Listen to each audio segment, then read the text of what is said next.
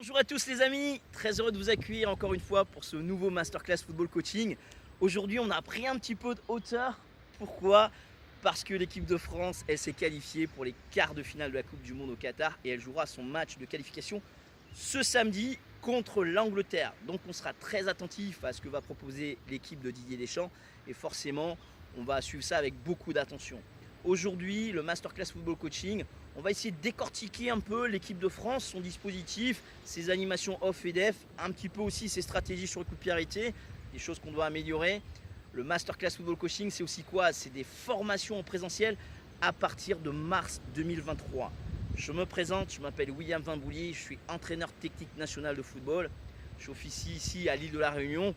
Et le but au travers de ces échanges, que ce soit en vidéo ou en présentiel, c'est de partager un peu nos expériences, élever un petit peu notre niveau aussi en termes de compétences. Pourquoi? Parce que bon, on s'appuie énormément sur l'évolution du football et notamment dans ces grandes compétitions que sont la Coupe du Monde. Ça nous donne aussi des pistes de réflexion et forcément ça nous aide, nous les coachs, un petit peu dans notre approche stratégique. Donc aujourd'hui, on va parler de l'équipe de France de Didier Deschamps. Alors comment s'est-elle organisée depuis le début de cette compétition? Alors Didier Deschamps, on dit souvent, on prépare ses équipes en fonction des joueurs que l'on a à disposition. Ça, c'est quelque chose d'indéniable. Il y a un très grand entraîneur qui s'appelait Marcello Lippi. Alors, quand il avait sous sa coupe notamment Zinedine Zidane, il disait, et c'est quelque chose de très fort, je pense, qu'on devrait s'inspirer, nous les coachs, c'est qu'il faisait son équipe en fonction des attaquants et de la façon dont ces attaquants marquaient des buts. C'est-à-dire que si aujourd'hui, vous avez un garçon comme Olivier Giroud, qu'on appelle quelqu'un de surface, qui joue dans la zone de vérité et qui marque beaucoup de buts dans la zone des 16 mètres 50, forcément, votre animation offensive, elle va être axée sur pas mal de centres en passant par les extérieurs et en contournant, parce que c'est un garçon qui va marquer une trentaine de buts par saison. Et forcément, sur cette trentaine de buts, il va y avoir une bonne dizaine au niveau du jeu de tête.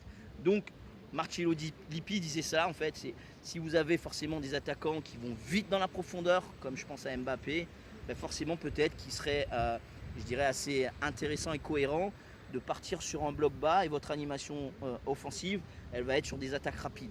Et ça, c'est quand même quelque chose qu'il faut qu'on prenne en compte et je pense que c'est quand même assez logique dans la démarche de coaching et de management. L'équipe de France aujourd'hui, elle a plusieurs profils sur l'aspect offensif.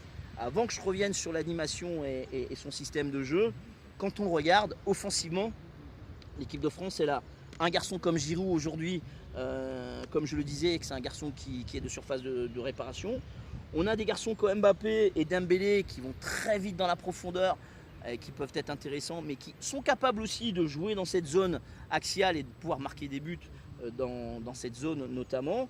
On a un Griezmann qui tourne autour des attaquants, qui est capable de jouer, d'apporter des 1-2, de se retrouver dans la zone des 30 derniers mètres et puis de faire la différence, que ce soit sur des frappes ou tout bien être proche du but et de pouvoir marquer sur un jeu de tête ou une reprise de volée. Donc ça veut dire qu'aujourd'hui l'équipe de France sur le côté offensif, elle a quand même beaucoup d'arguments, beaucoup d'armes pour pouvoir marquer des buts et surtout sur le comment faire. Donc Didier Deschamps, il est parti sur un système assez classique, je dirais, sur un 4-2-3-1 avec dans les buts Lloris, capitaine de l'équipe. En défense centrale, on a Varane et Upamecano. Sur les côtés, au niveau des postes des latéraux, on a Hernandez à gauche et Koundé à droite. Au milieu de terrain, nous avons Tchouaméni et Rabiot qui sont assez complémentaires dans le jeu off et def. Griezmann juste au-dessus d'eux, qui peut être autour de Giroud ou voire Mbappé au niveau de l'animation off. Et puis Mbappé à gauche qui va très très vite. Dembélé à droite, pareil, avec, comme on appelle ça, un faux pied. Il rentre à l'intérieur et ça peut perturber aussi au niveau défensif. Et Giroud, dont on parlait à l'instant, un garçon qui va être surtout dans la zone axiale et la zone but pour pouvoir faire la différence. Voilà un 4-2-3-1 proposé par Didier Deschamps qui me semble aujourd'hui assez cohérent dans son approche et dans son dispositif. Lloris, il a deux possibilités en termes d'animation off et sur les plans de jeu, qu'est-ce qu'on a vu sur les matchs qui ont été proposés? Soit il relançait de derrière pour les défenseurs axiaux et on repartait de derrière pour faire un circuit en proposant du jeu off dans la conservation et pour pouvoir aller de l'avant. Ça, c'était intéressant. Mais des fois, ce que faisait Lloris aussi, c'est que si l'adversaire nous pressait un peu trop dans nos zones, je dirais, défensives, ce que Lloris faisait, il prenait le ballon et il allait rechercher directement vers l'avant sur du jeu direct. Donc l'équipe de France, en fait, ne tergiverse pas quand il y a un pressing qui est assez fort au niveau de l'adversaire. Ce que fait Lloris, et sûrement sur les principes et les consignes de Didier Deschamps, c'est d'aller chercher vers l'avant. Et là, on a quand même Giroud qui est assez bon au niveau du jeu aérien, et ça permet de dévier notamment pour Dembélé ou Griezmann ou Mbappé, ce qui peut être intéressant aussi sur des situations offensives. Alors, après, ce qu'on peut proposer notamment au niveau de latéraux, et ce que je trouve assez intéressant, mais on reviendra dessus sur l'aspect défensif parce qu'il faut trouver un équilibre, c'est qu'on a des latéraux qui sont quand même assez offensifs, qui sont assez techniques, je dirais, aussi, parce que bon, c'est bien d'être offensif, mais il faut quand même avoir de la qualité, notamment sur les centres, et ça, Hernandez le fait très bien, et Koundé aussi. Donc, dans les matchs en général, ils arrivent à se créer 3-4 centres, je dirais, sur chaque mi-temps, et ça, c'est quand même quelque chose de très intéressant pour des garçons comme Giroud, qui se retrouvent souvent dans la surface de réparation. Au milieu de terrain, on a un Rabiot et un Tchouaméni, qui je pense que c'est très complémentaires, que ce soit sur l'aspect offensif ou défensif, et ça c'est intéressant. Il faut qu'on arrive à trouver l'équilibre, notamment, j'en parlerai un petit peu plus tard, c'est quand nos latéraux en fait sortent au haut, et ça libère des espaces forcément au niveau du bloc, et ça peut nous poser des problèmes, notamment quand on va passer, là vous allez voir sur les matchs de l'Angleterre notamment, avec des adversaires un petit peu plus coriaces, plus forts, et ça peut nous mettre en difficulté. Au-dessus, on a Griezmann en fait avec toutes ses qualités offensives, mais surtout défensives. Aujourd'hui, je trouve qu'il sacrifie un petit peu son jeu par rapport aux précédentes compétitions, que ce soit en championnat d'Europe notamment, et puis la dernière Coupe du Monde. Griezmann en fait, c'est un joueur qui était beaucoup porté vers l'avant. Aujourd'hui, comme on a quand même d'autres joueurs qui sont un petit peu plus, je dirais, offensifs et qui donnent moins d'aspect sur le jeu défensif, Griezmann en fait il arrive à compenser ça, et c'est pour ça que son jeu est un peu sacrifié sur la partie off, même s'il participe énormément, et je trouve qu'il a progressé avec ce gros travail défensif à l'intérieur avec Tchouaméni et Rabiot, et ce qui fait qu'aujourd'hui l'équipe de France peut être un petit peu plus posée et avoir un joueur, je dirais, offensif qui vient dans le jeu défensif, et ça aujourd'hui ça nous permet d'avoir un certain équilibre et faire en sorte que on ne prend pas beaucoup de buts avec un joueur qui travaille beaucoup à l'intérieur. Après Dembélé, c'est un garçon qui percute énormément, comme je le disais, c'est un faux pied, donc ça veut dire quand vous avez un gaucher au niveau de l'adversaire qui se positionne ici, le fait que Dembélé rentre à l'intérieur, ça pose des difficultés, je dirais, à l'adversaire direct, parce que il est forcément sur un contre-appui, et comme il va très très vite, souvent il fait la différence par rapport à ça. C'est pour ça que c'est intéressant d'avoir ce type de joueurs en fait qui sont sur les extérieurs, d'autant qu'ils sont complémentaires avec un droitier qui passe dans son dos, donc il a deux possibilités, soit rentrer à l'intérieur avec son pied gauche, et forcément ça déséquilibre l'adversaire direct, et il peut aussi tout à fait décaler, je dirais, Koundé pour amener ses centres, et ça c'est intéressant sur cette complémentarité à deux sur le côté droit. C'est pareil de la même chose avec Mbappé sur le côté gauche, avec notamment Hernandez. Soit Mbappé, ce qu'il fait souvent en fait quand il est dans des zones hautes, soit il rentre à l'intérieur, donc ça libère l'espace pour Hernandez sur le côté gauche. Des fois, il y a souvent des dédoublements et des décalages côté ballon sur le côté gauche, et ça permet aussi d'avoir tous ces centres pour notamment Giroud à l'intérieur. Donc Mbappé, avec sa vitesse et sa qualité de frappe, notamment, on a vu sur les deux derniers buts qu'il vient de marquer, alors frappe enroulée qui va chercher au deuxième, frappe cachée avec sa cheville qui se ferme rapidement côté pratiquement côté intérieur ici, et ça c'est phénoménal. Au niveau de sa qualité de frappe, des fois sans élan, avec force et précision. Aujourd'hui, comme le disait Didier Deschamps, quand vous avez ce type de joueur avec vous, des fois ça vous soulage. Donc voilà, je dirais au niveau des caractéristiques et des profils que nous avons à disposition, forcément il y a des relayeurs de très haut niveau, je pense notamment à Coman, à Thuram qui a fait aussi des entrées qui sont tout à fait intéressantes. Donc voilà, l'équipe de France aujourd'hui est armée sur le plan offensif, mais je pense après, quand on a parlé un peu de ses caractéristiques, je dis souvent en fait, toute chose à son contraire. Je pense notamment sur ce côté gauche où on est parfois, je dirais, un peu en difficulté parce que ce sont des joueurs qui poussent beaucoup vers l'avant et derrière ça libère des espaces.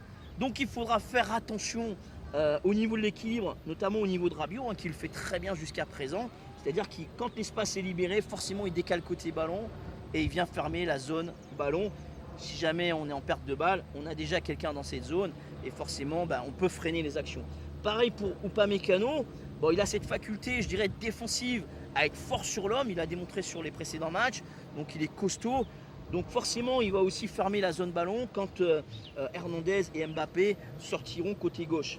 Varane, il est très fort sur le plan du jeu défensif, même s'il est un petit peu à court aujourd'hui, je pense, par rapport à sa blessure qu'il a eue juste avant la compétition. Il remonte en puissance. Aujourd'hui, c'est une valeur ajoutée par rapport à cette défense centrale, avec un Lloris aussi qui...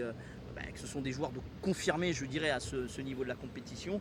Donc, l'équipe de France propose un jeu court en repartant de derrière pour aspirer, je dirais, l'adversaire, et ça c'est intéressant, et nous libérer des espaces dans leur dos.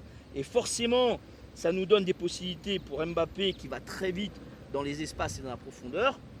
L'équipe de France peut nous proposer aussi un jeu, je dirais, d'attaque, de conservation pour trouver un déséquilibre. Parce qu'on a quand même des garçons qui sont assez techniques sur le plan offensif. Je pense à Rabiot, Griezmann notamment, et qui sont très intelligents dans les déplacements. Et ça nous fait aussi beaucoup d'apports et beaucoup de possibilités sur le jeu offensif. Donc voilà un peu ce que j'ai pu, je dirais, analyser et donner comme enseignement sur cette équipe de France. Aujourd'hui, par rapport notamment au dernier match, je pense que la problématique qui peut se poser, c'est surtout sur l'équilibre défensif. Donc là, je parle d'animation au niveau défensif. C'est-à-dire que quand on a ces deux garçons-là qui sortent forcément sur les extérieurs, ça libère ces espaces-là. Et il faut vraiment trouver l'équilibre. Parce qu'on a eu des percussions au niveau des adversaires et qui vont relativement assez vite. Là, ça ne nous a pas posé défaut et ça ne nous a pas posé de problème, je dirais, en termes de réalisme. Et puis on a su, notamment par Lloris et Varane, faire la différence sur le jeu def. Mais attention, plus on va aller dans la compétition, plus les détails feront la différence, plus on va trouver des joueurs de meilleur niveau. Je pense notamment au Brésil qui a fait un carton hier avec des joueurs comme Neymar, comme Vinicius. C'est des garçons qui peuvent faire tout aussi la différence qu'un Mbappé ou un Dembélé. Donc attention sur l'aspect défensif. Plus on va aller dans la compétition, plus ça sera difficile. Donc ça, c'est un petit peu l'équilibre qu'on doit trouver au niveau de l'équipe. C'est très important. Et puis après, c'est sur les coups de pied arrêtés. Et là, c'est plus sur des stratégies, je dirais, au niveau offensif.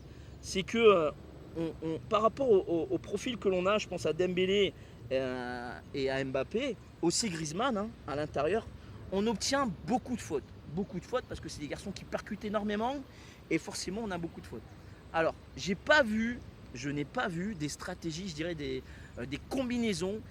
Souvent, en fait, ce qu'on fait, c'est que, notamment sur les corners, il y a des déplacements qui se font, notamment au niveau de Varane, Tchouaméni et puis Upamecano, donc les grands. Il y a des déplacements qui se font au niveau des corners et des coups de pied arrêtés excentrés. Ça, je l'ai vu. Simplement, il n'y a pas forcément trop de combinaisons, que ce soit à 2 ou à 3. Pourquoi ? Pour poser des problèmes encore plus, je dirais, au niveau de la concentration, au niveau des adversaires, dans la zone de vérité, dans la zone but. Il faut vraiment en fait qu'on identifie d'autres méthodes au niveau des stratégies sur les coups de pied arrêtés. Et ça peut nous apporter encore une valeur ajoutée. Il y a des équipes, il y a d'autres nations qui le font. Et aujourd'hui, on ne voit pas ça au niveau de l'équipe de France, sans critique aucune. Loin de moi cette pensée au niveau modeste que je suis. Simplement, c'est juste un constat en fait. Et je suis sans jugement, permettez-moi de le dire et de le resignaler. L'idée, c'est quand même de se dire, voilà, qu'est-ce qu'on peut améliorer à ce niveau-là, en termes de réflexion, pour qu'on puisse avoir des valeurs ajoutées pour gagner le match. L'objectif, c'est de gagner le match. Et forcément, dans une vidéo que je vais vous présenter demain, il y a aussi des scénarios de match qu'on peut mettre en place et je vais vous le proposer. Donc ça va être intéressant au niveau de notre réflexion.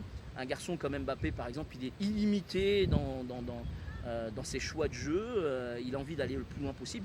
Nous aussi, en tant que coach, on doit se poser des questions pour aller un petit peu plus loin dans nos réflexions et notamment sur ces coups de pied arrêtés. Il faut vraiment qu'on insiste là-dessus et qu'on trouve, nous, des arguments et donner des solutions en fait, aux joueurs pour, encore une fois, gagner le match. Donc voilà, ces deux choses-là qu'il faut qu'on arrive à compenser. Alors que ce soit le jeu défensif purement, je dirais au niveau des duels, ça c'est important. Mais le jeu défensif au niveau de l'équilibre de l'équipe, ça va être quand même important et indéniable de monter un peu ce niveau-là pour aller plus loin dans la compétition. Et puis offensivement, les coups de pied arrêtés qui restent quand même dans une compétition, que ce soit au niveau d'un championnat ou d'une compétition comme la Coupe du Monde, 30%, 35% des buts sont marqués sur coups de pied arrêtés. Et ça, si on améliore ça, je pense qu'on peut faire quand même quelque chose de super intéressant. Je me rappelle de la Coupe du Monde en 98, où en finale on marque quand même 2 buts sur coup de pied arrêté contre le Brésil. Et ça, c'est pas rien. Zidane, je ne sais pas si vous vous en souvenez, sûrement parce que ça reste dans les mémoires collectives. Donc 2 buts sur coup de pied arrêté sur 3-0 du résultat du match, c'est quand même très important. Donc voilà ce qu'on pouvait dire un petit peu sur l'équipe de France. Une équipe de France qui ne va pas faire un pressing pour aller chercher l'adversaire. Elle va se positionner soit bas au niveau du bloc, un bloc équipe soit bas, soit à mi-terrain, voire un petit peu plus bas par rapport à la mi-terrain. Mais c'est pas une équipe de France en fait qui va aller chercher, si on attaque dans ce sens, qui va aller chercher les adversaires. On n'a pas vu ça encore au niveau des matchs qui ont été proposés. Donc voilà, une équipe de France cohérente dans son approche, je dirais, de système de jeu et puis de dispositif. Une équipe de France efficace. Donc on lui souhaite beaucoup à Didier Deschamps et puis à toute son équipe, son staff, de continuer de nous faire vibrer et surtout de faire évoluer cette équipe parce que c'est pas forcément facile. On le voit dans les émotions qu'il dégage. Nous, on est forcément derrière notre écran et avec une certaine philosophie, mais je peux vous garantir, même si je ne l'ai jamais vécu, que être dans la peau de Didier Deschamps avec toute la pression, même avec l'expérience qu'il a, toute la pression qui tourne autour de cette Coupe du Monde, on le voit bien dans des moments de joie que des fois il se lâche complètement parce que bon, c'est pas forcément facile. Donc voilà, bonne chance à l'équipe de France pour ce quart de finale. Restez connectés les amis, n'hésitez pas à vous abonner sur notre page YouTube ou même de pouvoir échanger, de laisser vos commentaires. Je serai très heureux et honoré de vous répondre si je peux me permettre. Et donc je vous dis à très bientôt pour un nouveau Masterclass Football Coaching. Allez, à bientôt, au revoir.